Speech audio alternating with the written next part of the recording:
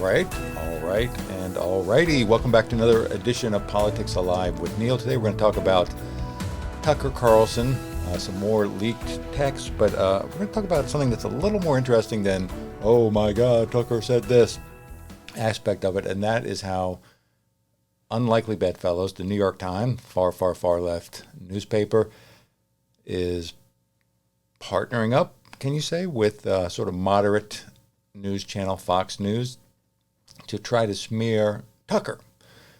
But the interesting part, and I'll explain why in a moment, is that it's their attempt, and these are major media players, has been a colossal failure. Let's take a look. So the New York Times and Fox News did a hit piece on Tucker Carlson over offensive texts, and it backfires spectacularly. So Fox News and the New York Times just launched a coordinated attack on Tucker Carlson, but their mission fell flat on its face. In fact, the attempt to smear him only ended up showing the world what a genuine and thoughtful human being Tucker Carlson really is. The hit job on Tucker centered around private text message, or a private text message he sent to his producer, which later became part of the Dominion Fox lawsuit. In the message, Tucker shared a human observation he made about himself and the current political division in America while watching a violent altercation between Trump supporters and an Antifa guy on TV. It was an insightful moment that revealed a level of self-awareness that is rare in many people these days. Unfortunately, in our politically correct Marxist society, observing reality has become taboo, especially if it goes against the left's narrative. Now, Tucker eventually felt pity for the Antifa guy who was getting pummeled by the Trump supporters. Here's somebody tweeting about it, and I'll get to the text and I'll get to the conversation that Tucker had in a second, but here's a reaction from Greg Price. Wow, I literally cannot believe that Tucker Carlson squints saw the humanity in an Antifa guy getting beaten up. So here's a close-up of the actual message from Tucker. This is Tucker's text to a producer. Tucker Carlson from January 7th, 2021. Once again, this is Tucker. A couple of weeks ago, I was watching video of people fighting on the street in Washington. A group of Trump guys surrounded an Antifa kid and started pounding the living S out of him. It was 3 against 1 at least. Jumping a guy like that is dishonorable, obviously. It's not how white men fight. Yet suddenly, I found myself rooting for the mob against the man, hoping they'd hit him harder and kill him. I really wanted them to hurt the kid. I could taste it. Then, somewhere deep in my brain, an alarm went off. This isn't good for me. I'm becoming something I don't want to be. The Antifa creep is a human being. Much as I despise what he says and does, much as I'm sure I'd hate him personally if I knew him, I shouldn't gloat over his suffering. I should be bothered by it. I should remember that somewhere, somebody probably loves this kid and would be crushed if he was killed. If I don't care about those things, if I reduce people to their politics, how am I better than he is? So it's hard, and so that's Tucker. Having said that, it's hard to blame Tucker for being angry with Antifa after they terrorized his wife in their home in D.C. in 2018. Just let's take a look at this for a few seconds. We know where you sleep at night. Mailbox. We know where you sleep at night. We know where you sleep at night. So that was in the middle of the night. A group of Antifas went to Tucker Carlson's private house. He was not home. His wife and children were there. They were chanting, "We know where you sleep at night," and banging and disturbing them. Apparently, they knocked on the door. The wife did not know what was going to happen. This was around the same time that BLM was having riots where they were murdering people. So the wife was scared to death in the home with a gun, just on the other side of the door, hoping that they didn't break in. So Tucker's hardly not justified to be upset. But anyway, let's get back to the story. While some may consider Tucker's observation about quote unquote white men fighting to be politically incorrect, the author of this piece says he's actually right. Once again, this is the author's piece, but I'll let you guys decide for yourself what you think about it. The author says there are stark differences between how black and white people fight, as we've seen in countless videos, and there's nothing racist about it to point it out. And here's a little bit of a video he has. These things happening in very public places, also some of them happening in broad daylight, and some business owners around here are fed up. New video shows the disturbing attack in downtown Crossing. A 20-year-old woman beaten and kicked by a group of juveniles while she's already down, one of them as young as 12 years old. That was baffling, honestly. It was incredible to see that because I've never seen any type of thing like that in my life ever. So anyway, you get the point. I don't necessarily agree that people necessarily fight differently based on their race, but I do think people fight differently based on their culture. And I think it's too broad a brush to say white and black people, but I sort of get the point, and also it's a private message. Has anyone ever said anything inappropriate in a private message? So anyway, Tucker said that. The author goes on to say, hey, if you don't believe me on this issue, just spend a few minutes on the World Star Hip Hop website. I'm not going to play that, but you can go there at your own risk. What Tucker did next was to expose the left as a hate-filled bully mob that lacks the courage for change. In a country that now rewards conformity and groupthink, Tucker's self-awareness and observations are seen as a threat. This tweet from the New York Times shows the world how Fox News executives can't handle the truth and overreact like a bunch of hysterical, screeching schoolgirls. This from the New York Times. Breaking news, a text message sent by Tucker Carlson that set off a panic at Fox showed him sharing his private inflammatory views about violence and race.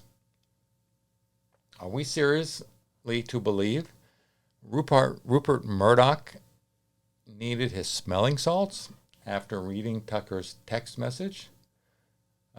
Christian Cannon tweets, good point. The Murdoch family are such upstanding people that they would be shocked, I tell you, to see those text messages. I heard when he read them, Rupert fainted on his couch.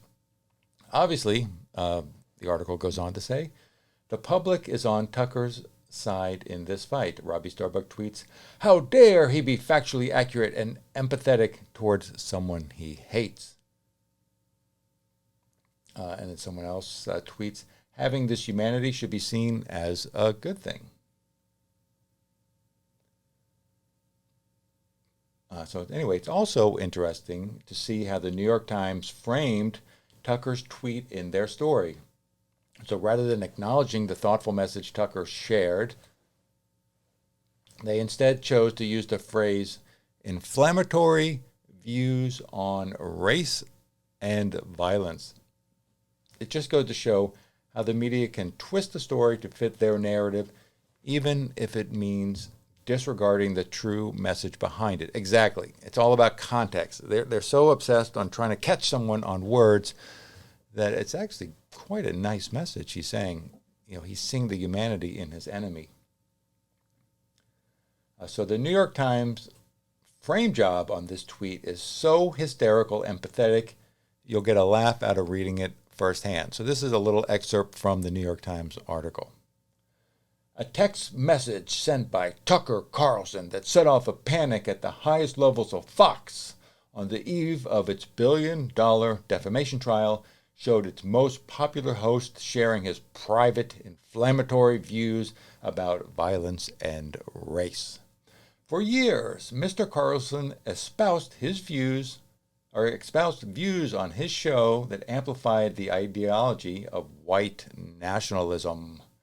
But the text message revealed more about his views on racial superiority. The text alarmed the Fox board, which saw the message a day before Fox was set to defend itself against Dominion voting systems before a jury. The board grew concerned that the message could become public at a trial when Mr. Carlson was on the stand, creating a sensational and damaging moment that would raise broader questions about the company.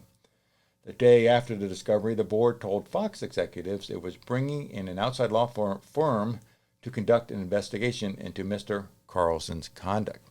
A law firm to look into a tweet? Okay. So Tucker is apparently guilty of offending the many strong, feminist, independent, and empowered women employed by Fox, too.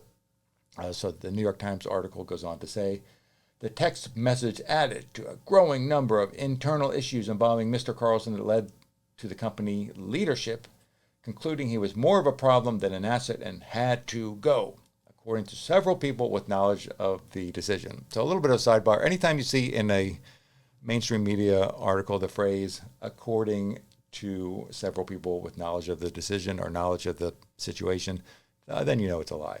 But going on. In other messages, Tucker had referred to women, including a senior Fox executive, in crude and misogynistic terms. Just so you know, he referred to some executive he didn't like as a "see you next Tuesday." Oh no, a grown man said a bad word. Which is similar to the left going apoplectic when Donald Trump said the P-U-S-S-Y word once. Oh no, 11, at this point, 11 years before the campaign, he said a bad word. So anyway, the article, back to the New York Times, the message about the fight also played a role in the company's decision to settle with Dominion for $787.5 million, the highest known payout in a defamation case. And the New York Times concludes its piece with a supposed parade of horribles to convince you that Tucker Carlson is a very, very, very naughty boy. A recurring theme of his show during the 6 years that it ran in prime time on Fox News was the displacement of white Americans by people of color. Mr. Carlson often framed topics in the news as part of a larger struggle between us and them, with immigrants and other marginalized groups steadily and surely taking from whites what had long been theirs, political and cultural power in the United States. I watch Tucker all the time, by the way. I've never heard him attack immigrants simply for being immigrants. He's ultimately pro-immigrant. He's just against illegal immigration, and he's saying that we should have control over who and how many immigrants come in. It's hardly an extremist position. The article goes on to say Tucker attacked black social justice activists and portrayed immigrants from Central America as a blight on the nation. He said in 2018 that immigrants make the country dirtier. In the aftermath of mass shootings in El Paso at the hands of a gunman who cited white supremacist beliefs in his manifesto, Mr. Carlson declared on his show that white supremacy was not a real problem, likening it to a conspiracy theory. By the way, speaking of white supremacy, I've made it over 5 decades on this planet. I've never met a white supremacist. I know that they probably, that they do exist somewhere, somehow. But, and I can't prove how many there are or there aren't, but I've always said, if you were to have a meeting of every white supremacist in America, you could probably have it in a phone booth. Anyway, the article goes on to say, on Monday, the New York Times and other news organizations urged the judge overseeing the Dominion case to release some of the messages that were redacted. So painfully obvious to most that Fox News was the one who leaked the text to the New York Times. Twitter pundit Greg Price had this to say about the leak. The real story here is that someone is leaking text messages from court documents that are currently under seal, and the New York Times is reporting it as if Fox found them the night before the Dominion trial. But as I reported on my Substack, a source directly familiar with the Dominion litigation told me that it's impossible because Fox and their lawyers would have been in charge of producing communications before Tucker went in for his deposition last year. So the real story here is that someone, Fox News is trying to smear their host, and they're leaking it to the New York Times, is my guess. So the real story here is that someone is leaking text messages from court documents that are currently under seal, and that the New York Times is reporting it as if Fox found them the night before the Dominion trial. You can read Greg Price's Substack. I'm not going to link to it now. Besides the fact that this text makes Tucker look good, not bad, someone else on Twitter made a great point. If this is how Fox News treats its employees once they leave, why would anyone want to leave? Why would anyone want to work there? And Cindy on Twitter says, I don't know how anyone can continue to work there knowing that this is what they do to you when you leave. They can't have much on him if this is all they can dig up. So shenanigans like that is why the network is now in a state of chaos, paranoia, and turmoil. And I would add, it's also why their ratings overall for the whole network are down 30%. I think it's 29.6%. But and then they're down even more in Tucker's time slot. But they've lost a third of their viewers over this. So the bottom line is that Tucker's text message was both reasonable and rational, and it's hard to imagine any normal thinking person finding it offensive. It's also sad. It's also a sad reflection on the castrated fools over at Fox News, and shows easily panicked they are by the truth. Is this really how one of the nation's top news organizations should behave when it's faced with reality? So anyway, that's sort of the recap on everything over at Fox. Once again, it has. I think this backfired. I'd love to get your thoughts. So did the New York Times and Fox News did their hit piece on Tucker Carlson overly offensive text backfire spectacularly, and did they wind up making? Did their reporting on this, did their breaking news on this, make Tucker not only a sympathetic character but more likable? Let me know your comments. Let me know your thoughts in the comments, and we'll pick this up next week with the next bit of it.